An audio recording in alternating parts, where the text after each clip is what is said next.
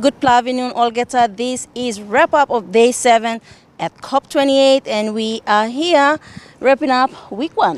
Woohoo! Oh man, what a hectic week, I have to say.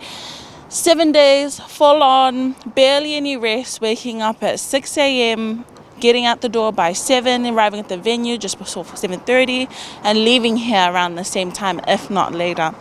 I have to say, progress has been made, maybe not as much as that we want to see, but it's only midway through the week.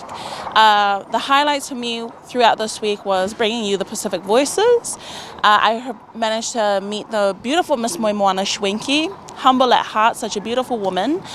Excited to see how she's going to use her platform to advocate for the Pacific Voices, youth voices of Samoa, and as well as the region. Whereas for week 2, I think I'm looking forward to see the full progress that we will make, hopefully, and the big steps that we will achieve. But that's from me. Yeah. What about you, ladies? Amelia, you? To be quite honest, I can't believe it's been 7 days already. I think when we first started and we were waking up at 6 a.m. and doing 12, 13-hour days, we could not imagine getting here. But now that we're here, I feel like the days have just flown by. I can't believe we're almost halfway through COP. But I think one of the great things for me has just been meeting everybody who's at the heart and at the forefront of kind of addressing the climate crisis that we're currently currently kind of fighting at the moment. For me personally, it was meeting the Honorable Amelia. Like we've heard so much about him. We see him in the news. We see the great work that he's doing. Meeting people who are part of organizations like Pecan, Mr. Lavetanalangi Seru, Joseph as well, knowing that they're so passionate about the work that they do. And just hearing all these different voices and hearing what they have to say and knowing that they're just as passionate about fighting for the Pacific and the world as we are, it's been so great, and it makes me feel so much better, not just for me and my family, but for the future as a whole when it comes to the Pacific. Well, for me, it's I came in a bit late, maybe 2 days late than you guys, but when I came and hit the ground, I think the highlight for me was getting to know more about the work of SPREP.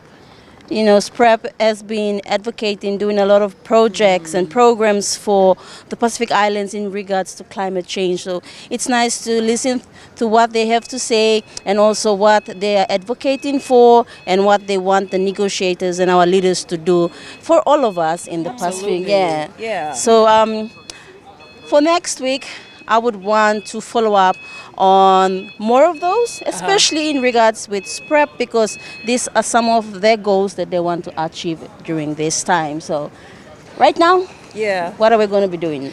Okay, so we've been kind of stuck is a bad word, but it's the truth. We've been stuck in the blue zone.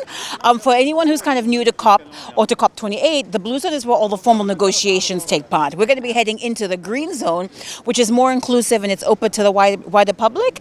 And what it does is it's got all of these kind of booths and exhibitions and public setups that really kind of encourage innovation when it comes to addressing the current climate crisis. I have to say, I've kind of cheated, and me and my cameraman have snuck past into the green zone already. And so it's amazing. I mean, we were aiming to do one building a day because I'm sure you're following up for Pasifika TV on Facebook, and we post on our social medias. And the innovation in there is just absolutely wild. I saw a VR with the forest, and I was thinking, why would you want to see the forest as a VR? But then I realized I grew up with green. I grew up with lush forests, lush gardens, flowers. So it's a different thing for people who live in the cities. But anywho, no stories tomorrow because it's our rest day. Yes. But we'll see you back for COP Day 8. Yes, COP Day 8, yes. So I'm Sinivar Kasimani. I'm Amelia Rigsby. And I'm Mareva Cameron. It's bye for now.